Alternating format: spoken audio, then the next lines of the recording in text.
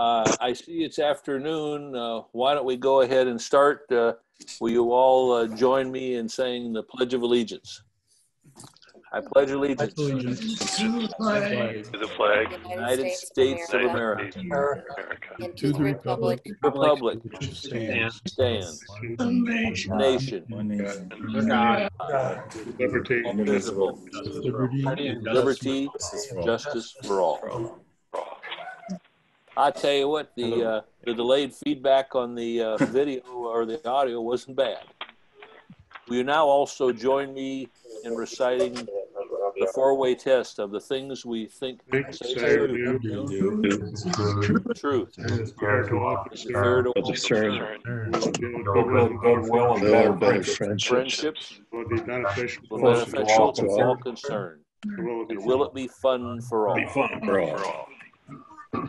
Lars Norberg, one of our new members. Lars, I don't see your picture on the screen, but I assume you're here. If you are, will you lead us in the invocation?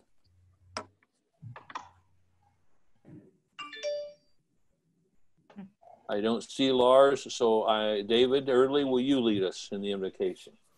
Yes, let me do that. Hi, everyone. Hello. Gracious God, we thank you for this day, this beautiful sunshine. And we pray especially for all those who've been infected by COVID-19. We lift up the first responders. We lift up the many people, Lord, in our community who have stepped up in this time through their generosity, through their compassion, through their care. And we're grateful. We pray that you would bless them with strength and encouragement and be with us, Lord, as Rotarians, especially as we celebrate Janet McPeak's life. We grieve her passing, but we pray for comfort for Phil and for her family. And we are encouraged and inspired by the way in which she lived her life as a Rotarian. She lived the very values that we seek to imbue in our own lives. So Lord, be with us as we remember her. Be with us as we meet this day. In your holy name we pray. Amen. Thank you, David. Just looking at some of the pictures, who's Ron the Dude? Huh? Is there somebody out there by the name of Ron the Dude? It's Ronald McDonald. Yeah, well, you need to be taking notes right now, Chief, because in about 8 weeks, it's going to be 9 weeks, it's going to be your turn, okay?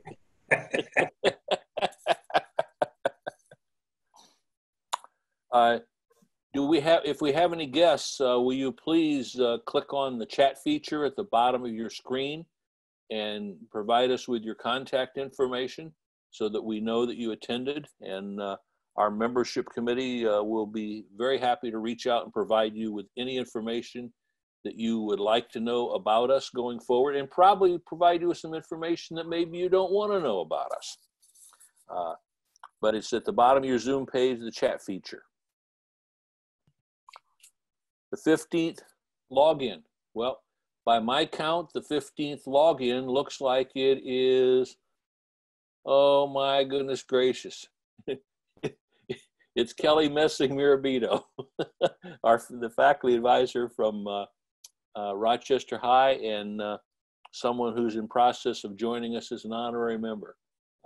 So Kelly, you're free of fines today, if you can hear me. If you can't hear me, then pay up. I can hear you. Thank you. Moving on to Happy Bucks. Again, as we started last week, if you would use the chat feature to click on and then type on what are you happy about? And we'll pick it up from there. I've cut my husband's hair for 45 years. Oh my goodness, more information than I wanted to know.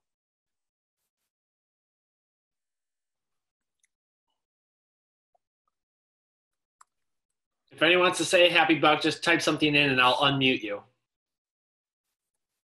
Well, I love this good weather that we're beginning to happen. That's why I put in the invitation that maybe spring is just around the corner.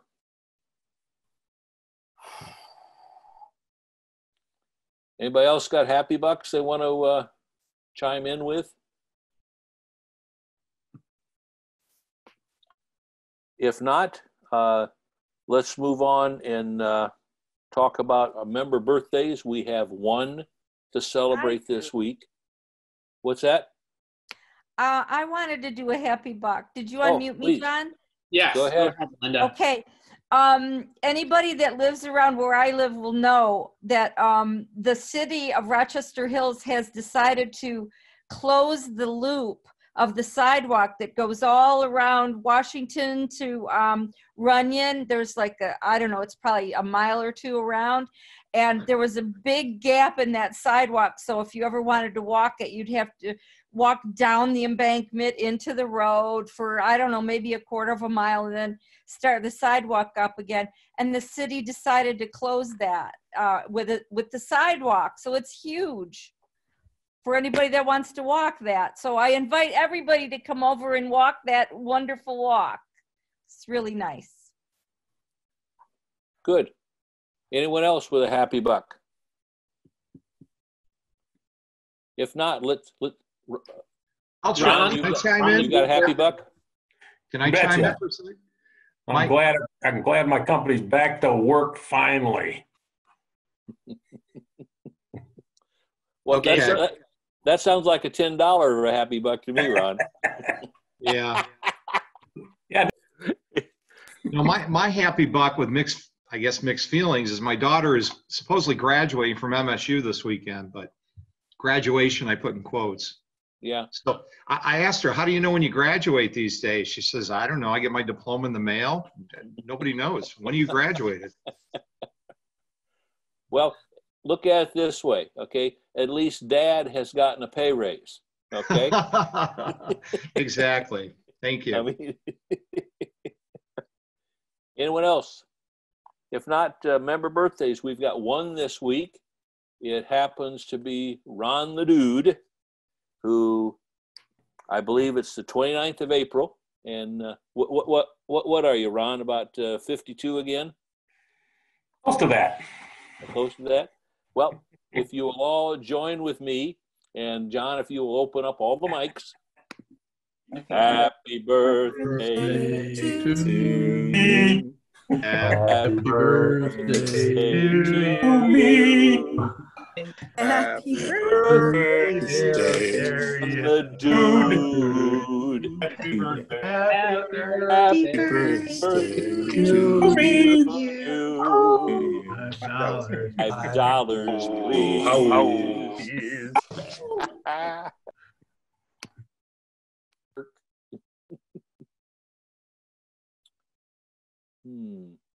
I appear to be muted now. You're open. Go ahead, Okay. Ron. Hi, Wayne. Club anniversaries. Annette Werner. Annette, on today, 5 years ago, joined our club. Tim Duncan. Tim Duncan, 6 years ago tomorrow, joined our club. And the granddaddy of them all, I think, for at least this week, Marty McClure. Marty McClure joined our club 35 years ago on this coming Wednesday. Congratulations, Marty.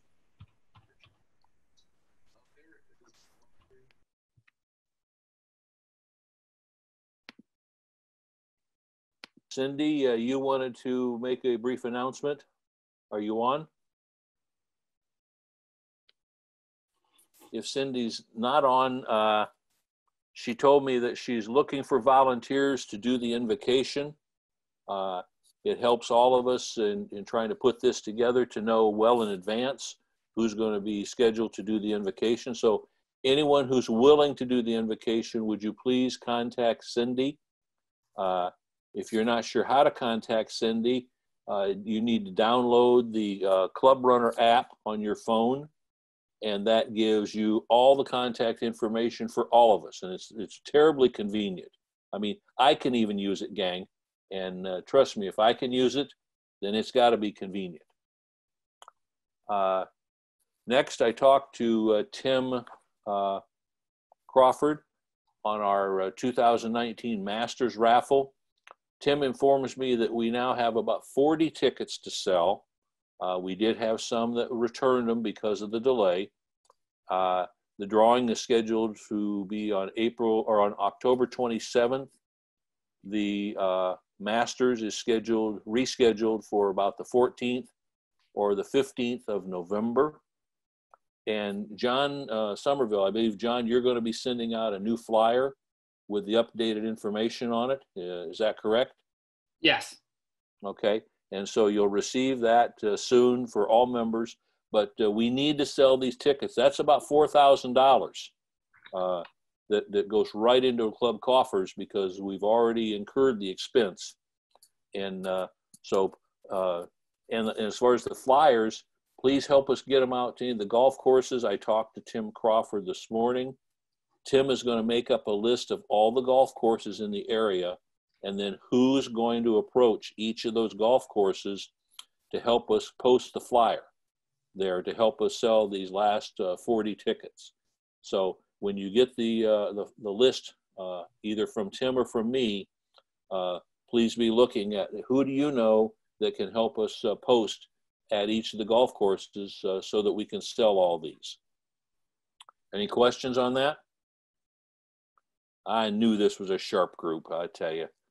Ron, you know, you're gonna inherit a completely trained group, okay? You know, you're not gonna have to worry about a thing, ha ha ha. If you recall, a couple weeks ago, we dug deep and gave a $5,000 donation to Neighborhood House to simply help them in this time of need. And Kathy, I see you're online, and I think you wanted to pass on a few words about what that allowed Neighborhood House to do. Kathy? Hi, so first I want to say thanks to the club for the support that you gave, that you have continually given to the food pantry. The donation that you give, I don't know, John, can I share a screen? Yes. Okay. The donation that you gave, here we go. If you can see that.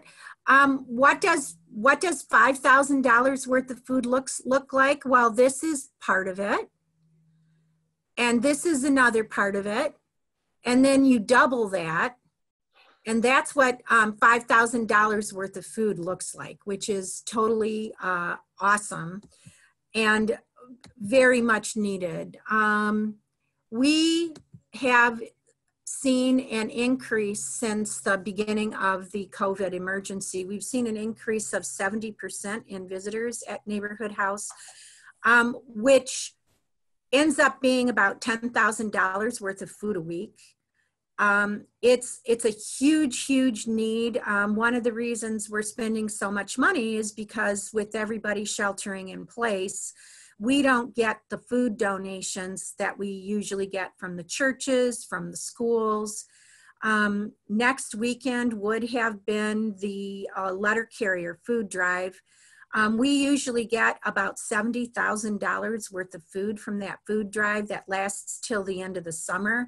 We're not going to be getting that food this year. So each and every one of you, I know many of you have personally supported the food pantry, that you have gotten the word out into the community to some of your groups. I know a cooking group was supporting us and so forth and so on. So all of these neighborhood groups and these little groups that get together, it all counts because normally under these times, the faith groups are taking food drives for us once a month.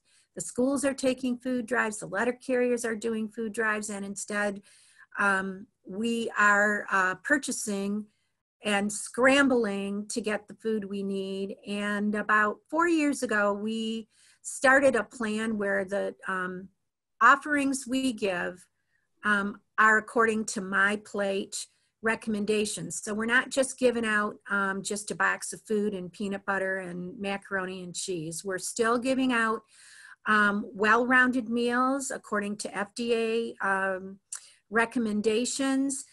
Each person who comes to us gets about 10 days, 30 meals for each person in the family. So and they're 30 well-rounded meals. And thanks to you, our Hunger Heroes, we're able to continue that. And we have ongoing fundraising because a normal year, we receive about $300,000 worth of canned food donations that Neighborhood House never spends a penny on. It comes from the community. And so all of this, all of your gifts are filling the gap to keep our neighbors in need well fed. And I just want to say thank you. And I'll be giving you a little bit more information about hunger on May 12th when we do our presentation with David Erdley. Thanks so much. Thank you, Kathy, and thanks to all the Rotarians. Without each of you being active in our club, we couldn't have made that donation because, like many of the organizations in town, our cupboard is not completely bare, but doesn't have much left in it right now. So I want to thank each and every one of you. And Kathy, thank you for helping us all understand what that buys. It occurred to me, though, I mean, each one of those cars looks like my wife's car when she comes home from Costco. And, now at least I understand what it's costing me. Before I had no idea, but thank you. I want to move on to kind of some sad news for today. Most of you have seen the information that Janet McPeak passed unexpectedly in the past couple of days. I can tell you that she will be cremated at Modette's. There will be a memorial service when it's appropriate. Now is not the time, given the COVID-19 virus, or the social distancing issues, but there will be a memorial service when it's appropriate. The family has requested donations in lieu of flowers or anything to be made to the Rotary Foundation. We're going to get a note out on that, but basically you can donate through our charities, either by issuing a check and passing it on to our treasurer, Vince, that it's for the intention of to go to the Rotary Foundation in Janet's name, or you can ask that it be billed to your account. Although I will tell you that we are watching our cash flow right now a little carefully. So if you do choose to go that route, we would ask that you bring the account current as soon as you can, just so that we don't get into a cash flow bind. We're not in one now, but we don't want to get into one. So the last thing is, when I talked to Phil last night and again this morning, Phil said he was particularly touched by an email sent out by our district governor, Sparky Leonard, regarding Janet, and I wanted to read that to you. This is from Sparky Leonard, our district governor. Dear Wayne, I just finished a call with Assistant Governor Phil McPeak. Phil wanted me to know that Janet had passed away last evening. He asked that I notify all the members of the district, and Phil reminded me how Janet shared so much love and kindness each day. She was so proud of being a Rotarian and greatly proud of her time as a governor and her good work with our Rotary Foundation. Janet's passing was truly unexpected, and she is scheduled to return home late. She was scheduled to return home later today, even though her death was not of the COVID-19 pandemic. It will affect the way in which we celebrate her wonderful life and offer support for Phil and all of Janet's extended family. Rotary has truly lost one of the kindest, gentlest, most caring souls, as heaven welcomes an angel that leaves behind a legacy of true service above self. He then goes on and asks us to pray together and to be thankful that we were the blessed to have known Janet. And I've known that she assisted him in many, many ways to become both a better person, a better Rotarian, and a better governor for our great district. Signed, Sparky Leonard, current district governor. And I can tell you that every word of that is true. Janet was just truly, truly a great humanitarian and loved Rotary about as much as I think anybody could. So with that, should we just pause for a moment and just each one of us contemplate in our own way the thanks we have, that not that Janet has passed, but to be thankful that she was in our lives.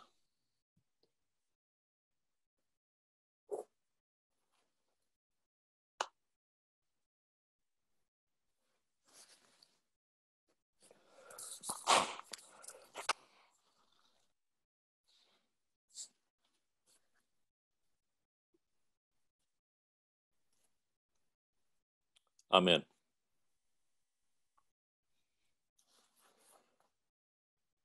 It's interesting. The next item on our agenda talk about the Alpha and the Omega. The next item on our agenda is our very, very first new member induction through the virtual means of Zoom. Preston, I see you on the screen there. Yeah, how's it going? I'm here. Well, I'm happy to see you. You decided to show up. There's always that anticipation. And our membership chair, Stewart, is here. And I believe Jeff Whitby, you're on the call also, our secretary. I am. Okay. Preston, you and your sponsor, Ron von Lichtenstein is now. Preston, you have been chosen to membership of the Rochester Rotary Club because you manifest those qualities of head and heart needed to serve Rotary and impart the message of Rotary to those with whom you will come in contact. I charge you to judge yourself by the Rotary four-way test in the things you think, say, or do. I wish to impress upon you that you are being admitted not only to the Rochester Rotary Club, but also to a worldwide association of 1.2 million individuals dedicated to the Rotary motto of service above self. By virtue of your membership in this club, you will be welcomed into the fellowship of any Rotary club in the world. The honor and privilege of Rotary membership carries with it duties and obligations. You will be expected to attend the club's meetings regularly, actively participate in club service, and offer your knowledge, talents, and energy to the club in its efforts to serve our community. I now ask all Rotarians and guests, except for Phil Lohman, to rise, because I'm not sure if Phil's properly dressed or not. Will you all please rise?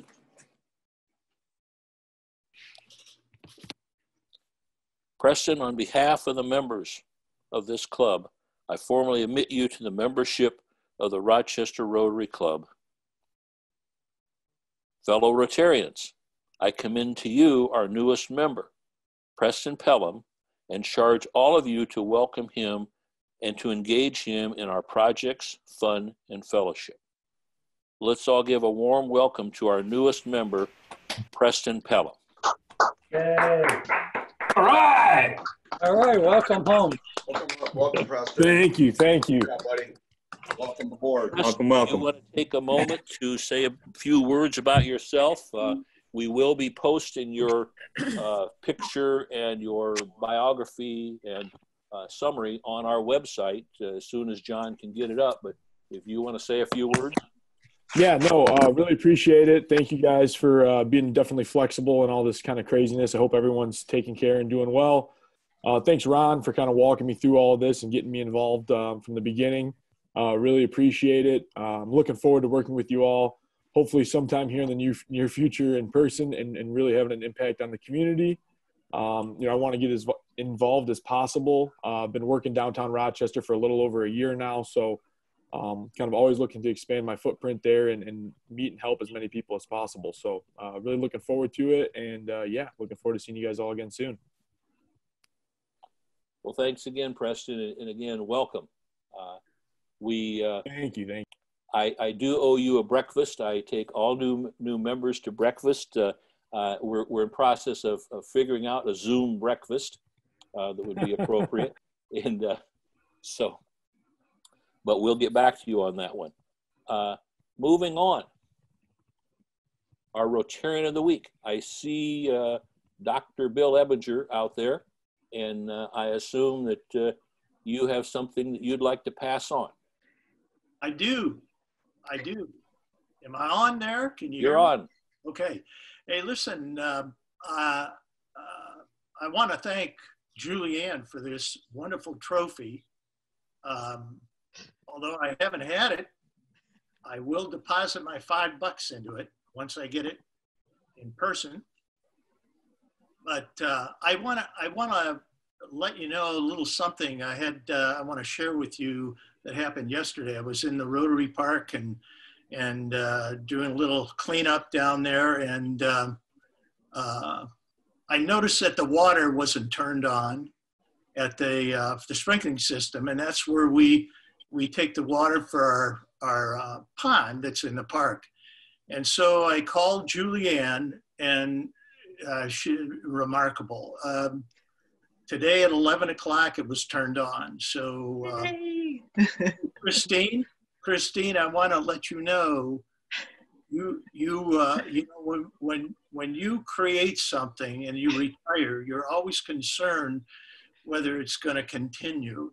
And I have faith that Julianne is going to be a great addition to the Rochester. A real blessing to the community. Oh, thank you.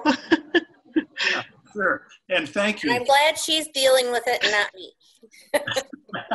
Yeah, it probably took 2 or 3 days to get that water turned on, but not with Julianne. But it's an easy one for me to pick this week for the Rotarian of the Week award. I think this, Wayne, this virtual meeting is just a wonderful addition, although it would be better to meet in person. And I'd love to give you the trophy, but I don't think I can do that as president. So I'm going to give it to your right-hand man, John Somerville. All right. Congratulations, John. It's yours.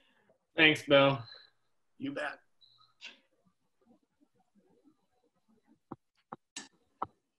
Thanks, Bill. Hey, Hap, where'd you get that mustache? It's my stay safe and stay home mustache. You started the mustache then, huh? What? That wasn't the thing that got you into trouble, was it? No. Okay. How are you feeling, Hap, after your ordeal? I'm feeling a little sore in the ribs, but other than that, I'm fine. Well, you know, if you're not careful, we're going to start to give you the nickname of Tombstone. Okay, just Tombstone Walton, the Rotarian too tough to die. We're happy to see you back with us. Moving on, we have a new experience today. Not only are we virtual, we have, I count 50 people that have been on the call. Some are visitors, some are guests, but also we've got a brand new sheriff. Peter Stuhlmeyer. Peter, are you out there? I'm here, Wayne. I see you there. Well, let's turn it over to you, Peter. I'm here. Okay, thanks a lot, Wayne. If you remember, about 10 years ago, I was sheriff for a while, and I'm just glad to be back. It's good to see everybody quarantined and safe, but as your returning sheriff, I feel compelled to start off with a crime report from the local newspaper over the weekend. It reads like this: Rochester Patch Weekly Crime Report. This just in: early Sunday morning, a man with a strange accent arrested on his balcony while yelling, "I am having Corona-19, I am having Corona-19." Fearing infection, neighbors called the sheriff. The man, identified as Stuart Signer of Rochester Hills, claimed he was literally just on his 19th Corona and happy about it. He was directed to quarantine and may not use his balcony past 6 p.m. The strange accent is under investigation. Stuart, you know you're going to get a fine for that kind of behavior. but it's not for the crime of disturbing the peace. It's $5 for not mentioning Rotary in the newspaper article. You should know better than that. I'll be honest, there's going to be some big fines today, so be ready. It's been a long time. I used to pick on Kerry Riggs and Marty McClure, and seeing them on the call just reminded me of all that. And so I hope you guys have enjoyed that respite, and that's $3 each, please. I did bring a prop. This is my clipboard where I keep track of the days that we're quarantined. But wait a minute, this is not my clipboard. Something's amiss here. Oh, this is Phil Lohman's clipboard. These are the days that he's been not allowed to go to work. 7,543 days apparently for Phil Lohman. So now we shouldn't feel so bad. Phil, I'll get that clipboard back to you next time we can get together so you can keep track.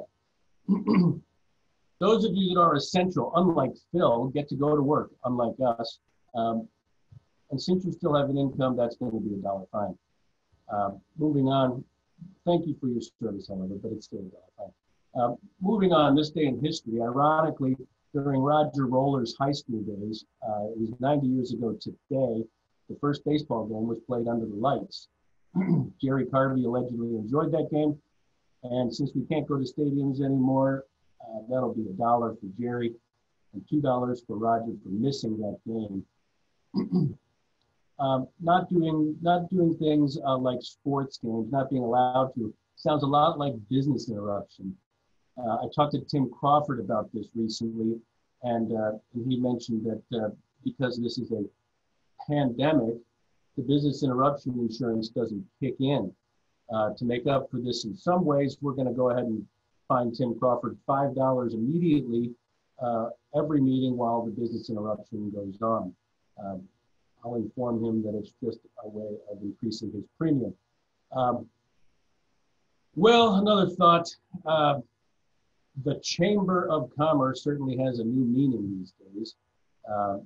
Elena, we're going to fine you $2 until you can find a way to unlock the chamber and let the commerce come back out. For anyone in the chamber, that's also $1.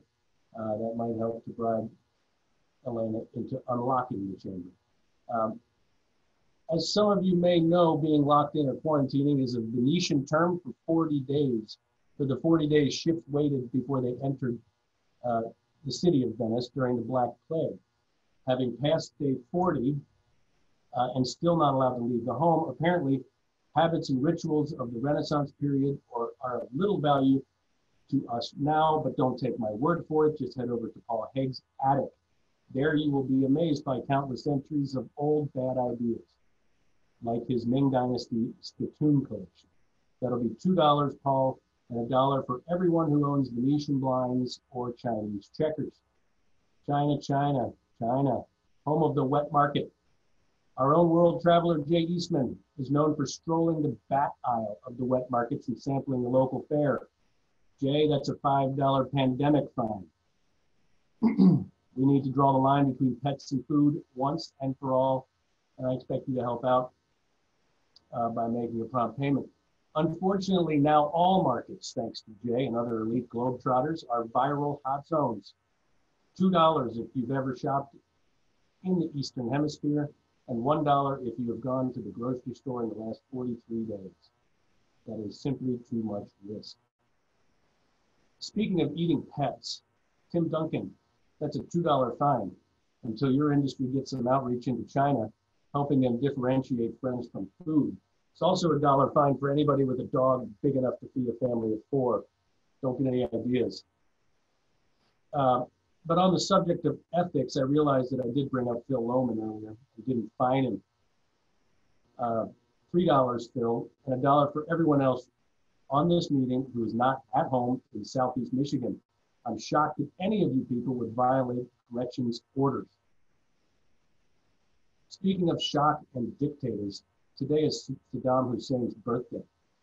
While on the topic of enforcing term limits, Brian Barnett offered to pay Saddam's birthday song $5 fine.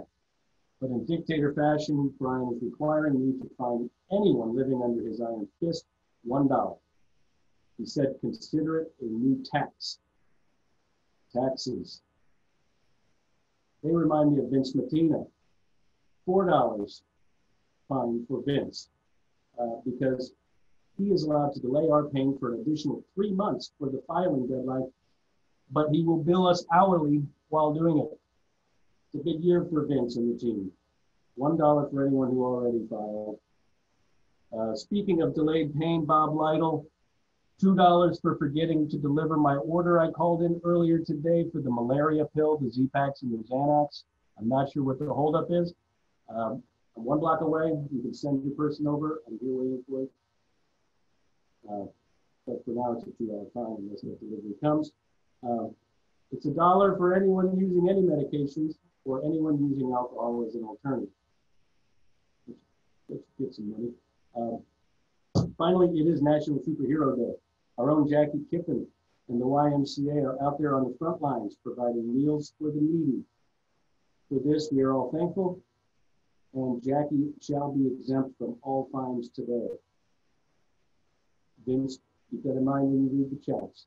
Everyone, please remember to remit your fines using the chat box on the right side of the screen. Thanks.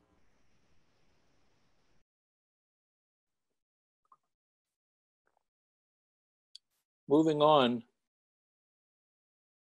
as Peter said, use your chat feature to go ahead and make your fines or pay your fines, and that's a lot easier for Vince and to catch them that way than trying to have them spread all over. Moving on, I want to talk about, or I want to introduce today's speaker. It's someone that is known well to all of you. We commonly refer to him as the Chief. So I see that you're on the screen, Steve. Steve Schettenhelm, will you come forward and give us an update on the public service activities from your point of view that are going on in our community? Steve? Well, thank you very much. I'm going to try to see if I can get this to share my screen. I don't know if it's working. I see it. Or not.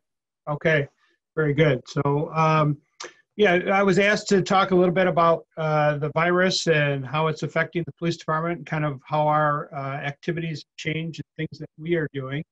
And so we'll try to give you kind of an overview on that. It really is totally new. This is uncharted territory. It's not like we can go to the pandemic handbook and say, well, what did we do the last time? So we're kind of making changes and inventing new processes as we go, and trying to look at best practices that are occurring around and modeling those. And frankly, we've had a lot of people that have modeled things that we've done here as well.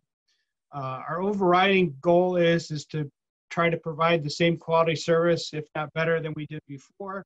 And at the same time, we have a responsibility to make sure that we keep our officers safe as possible. And so, that's why you see the masks and hand sanitizers and Kleenex and all that stuff. We're fortunate to have quite a bit at our disposal. So we've made sure, I know you've heard a lot about, what is out there as far as protective equipment. We've been very, very lucky. We have an ample supply of N95 masks. We have face shields. So our guys are well protected when it comes to that sort of thing. So that's been a good thing. One of the things that we've done that's a little bit different now is when you call the police department, don't be surprised if it's almost like a little medical questionnaire, because the dispatchers are going to ask if there's anyone there that potentially has the virus. They may ask you to, if an officer is going to respond personally to your home or business, to meet them at the door.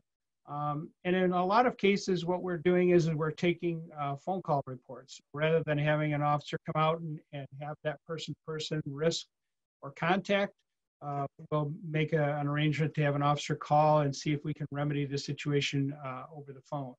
But we do, we are still responding to calls. We're still taking care of things. We just are doing it a little bit smarter to try to prevent interaction where we can. We're big on cleaning. We wipe down the entire station every single morning. And at shift change, we also do a sanitizing fogging, where we fog all of our police cars and the station and a lot of touch points 4 times a week, and enough to try to keep things clean and kill germs where we can find them or not where we can't find them. And as I said, it's really important. We wanted to make sure that we try to keep things as normal as possible. And so you still see the officers out driving around. They're still out working traffic complaints where we know we don't have much traffic, but we also want to make sure that where we know we've had complaints in the past, our officers are still out attending to those traffic spots where we have speeding cars and that sort of thing. One of the things that occupies some time is dealing with the executive orders. That's kind of a changing process, sometimes on a daily basis. But we're kind of seen as a clearinghouse for folks to call in and ask us whether, can I do this? Does this work to that? How do I get around that? So we've spent a lot of time in dealing with those. And we'd also get calls from time to time of people that see things they think don't pertain to the order, or things. We get a lot of calls about the personal distance and making sure that people are apart in the park and that sort of thing. And so we deal with those from time to time as well. One of the first things we did with our officers was we sat everybody down and kind of gave them an education of what our knowledge was about the virus, what are the symptoms, what things to keep them safe. We've had some scares here. Fortunately, everyone has tested negative so far. Our friends at the fire department have had a couple of people that have tested positive, but here at the police department so far, we've had people that were symptomatic but didn't test positive. So we spent a lot of time just monitoring the health of our officers who call in sick, just to make sure that they're okay, assist them with getting testing if they need it. We've done a lot as far as trying to make sure that we limit the interaction, so that if we had a problem where one shift or one person was infected, that we don't have cross-contamination against the shifts.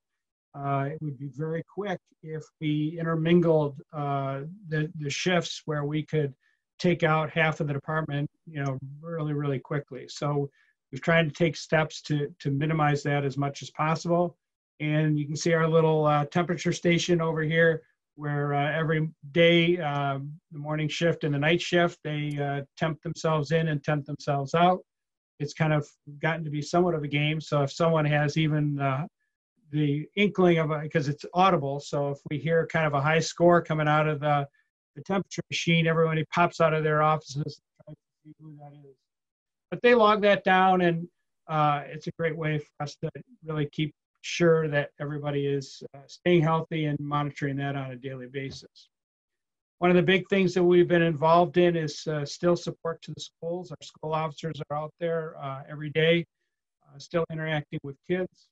We've been involved in support to distance learning, where we've done some reading programs for the kids. And one of our officers, Officer Dramer, who's here in the center here of these kids here, has been involved with some TikTok videos and things for the kids.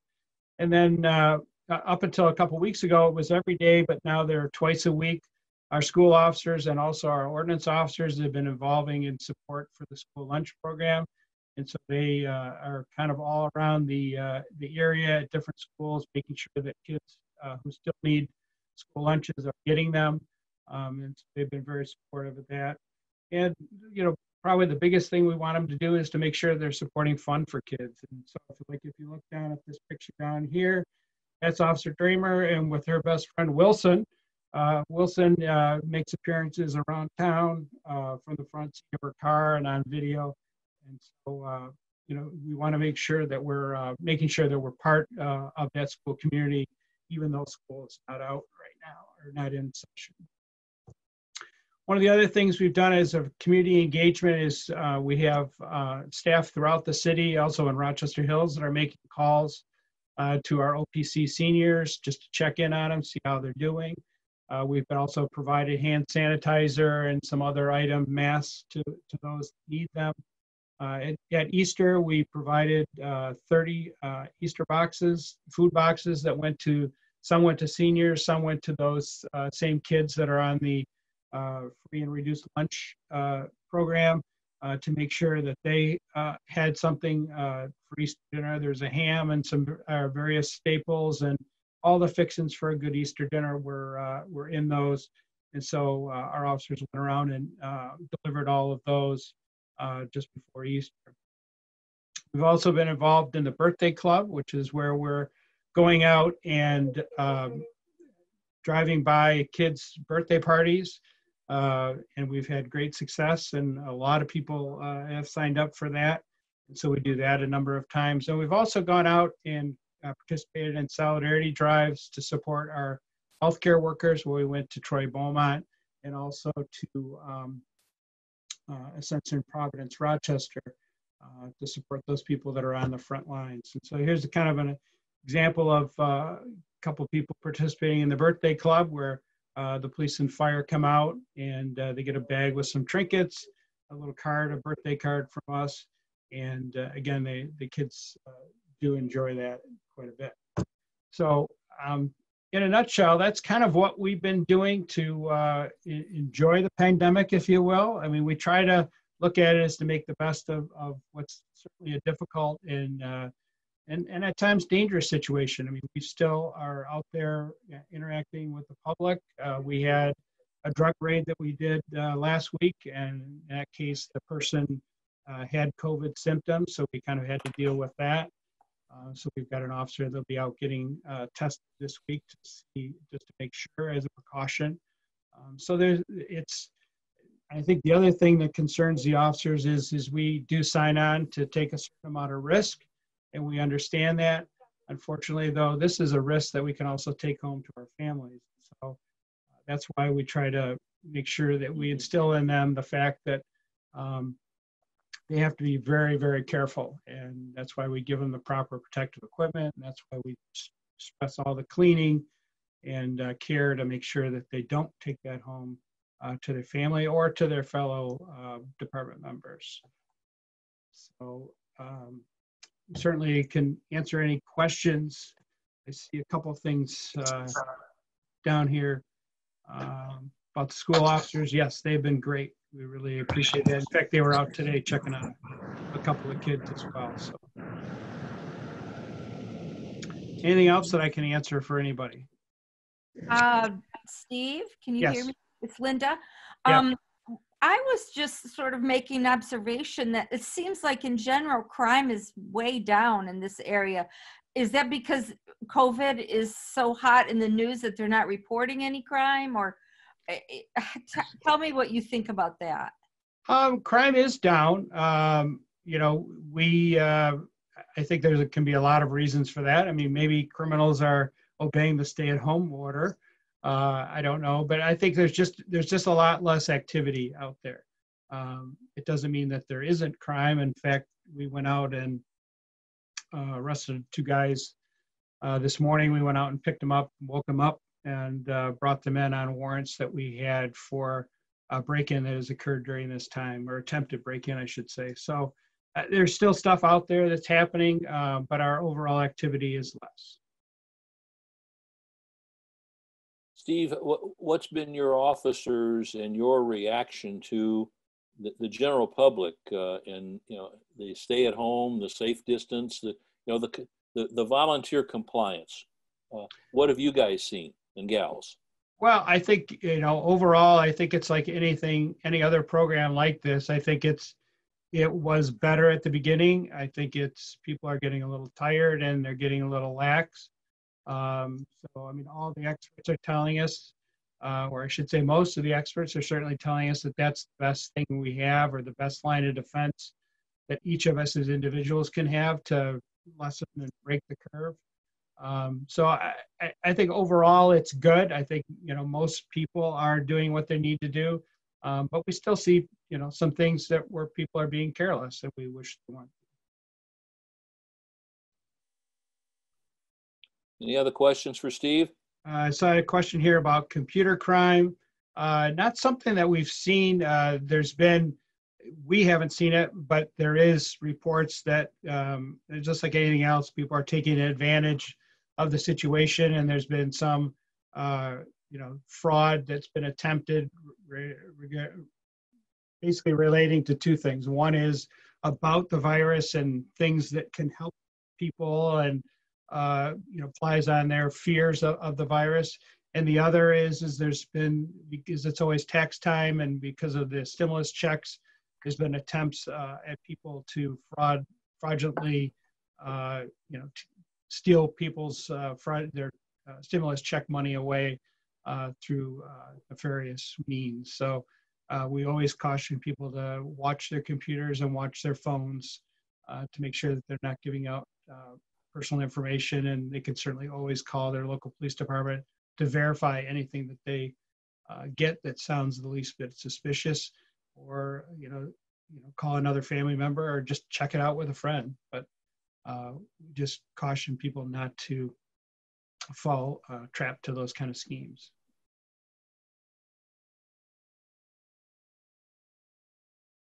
Anything else? If not, Steve, thank you very much. That was very informative. And we hear a lot on the news, but it's nice to know what's going on in our backyard. Well, and I think the other thing to thank people is we get a lot of thank yous, and to be honest with you, if the virus doesn't get us, it's going to be because we're all gotten fat. We've gotten a lot of food dropped off here at the police station. We got a lot of thank yous and positive waves when we're on the road, and we do appreciate the support of the community. That means a lot to all the guys and gals that work here. So thank you very much. Thank you. Moving on to close our meeting. Next week, our speaker will be Julianne Morian. We'll be talking about the Rochester Hills Public Library and COVID-19. We'll be using the same Zoom link for next week's meeting, but we will continue to send out a weekly announcement. If you didn't get a chance to pay your fines or for your happy bucks, please use the chat feature at the bottom of your Zoom screen before you hang up. And last but not least, if you've got somebody that you think is interested in learning more about Rotary and our particular Rotary Club, you can go on our website, and we've got the new member brochure and the guest information sheet posted right on the website there that you can download for them to learn more about us. So with that, we had about 50 attendees today. I think got 45 right now. And thank you all. It's 12:55. Meeting is adjourned.